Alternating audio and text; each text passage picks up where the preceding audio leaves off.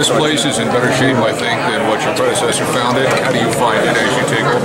Well, no question. When the president and I both met and really talked about it, it is about momentum. And I think it's imperative that we're not where we are yet in a lot of different levels, but boy, we have some wonderful momentum, and it's important for us to ride that wave and escalate that intensity and interest I'm talking about. And I think that's why the band, the Spirit Squad, the student body, the media, all those different pieces are important, and we want to do everything we can to obviously improve our profile and improve our environment that helps us recruit great student athletes. It helps us win games. It helps us create a sense of pride in the region, which I think is imperative for us to escalate that, and I'm looking forward to doing that. I think there's some wonderful opportunities to be able to do that, but by no means is everything in place ready to go. We have work to do, but we have wonderful momentum, and again, you start talking about alignment and synergy with the trustees and with the president and the fan base, and you expand the community and you really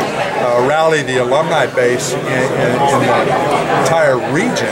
That gives us an opportunity. So we have room for improvement there, and that's why I'm so excited, because I really believe we have some momentum to push and help get that surge going. And what is your vision? I mean, if you kind of look at what you would want this program to look like 3 years from now, what would you want it to look like after you've had your hands on it? Well, I think you just can look in the region a little bit about some programs that have terrific momentum. And I worked for Tom Jurich at Colorado State. Tom and I are close friends and respected colleagues. And you look at their program, I think you look at numerous programs, but Cincinnati has some wonderful momentum too, and some things that I know that other programs would want to have. But it is about full stadiums, constantly moving forward, great recruiting, wonderful fan base, a growing donor base, sponsor base, all those key elements that put together. So I think Louisville's a wonderful market to look at, and I was really proud of Coach Cronin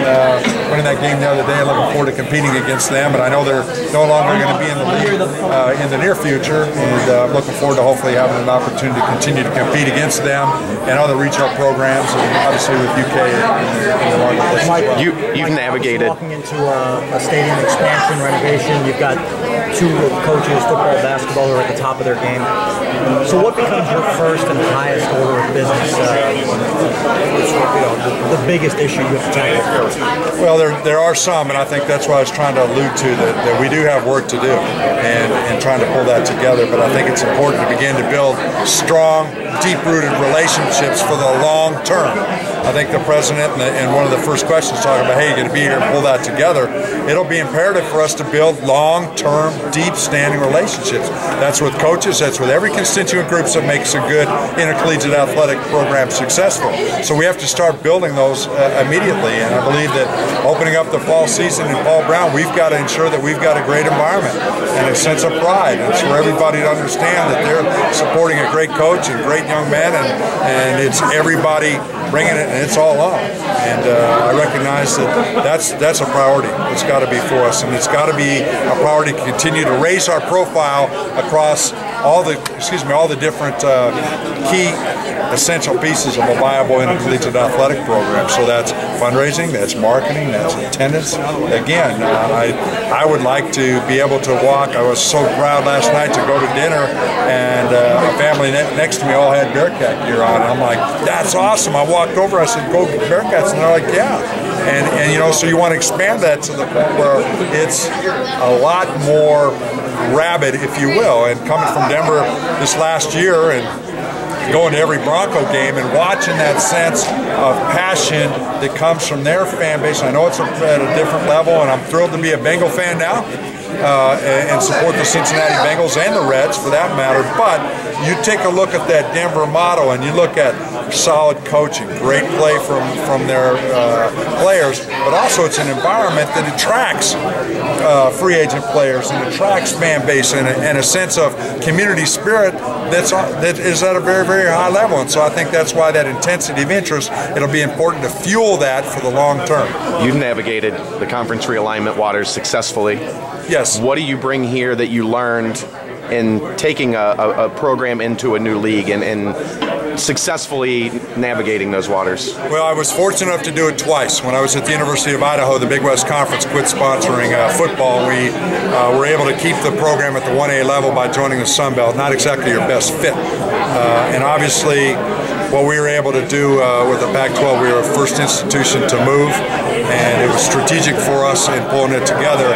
It's imperative to have your trustees, your president, your athletic department, and the community all in alignment. So that's why I talk about synergy and teamwork, and that's why it's inspiring to be here, because that's in place. That is essential to have that, because other presidents, other institutions, that's what they're looking for, is a commitment and a great sense of a foundation from all those key players.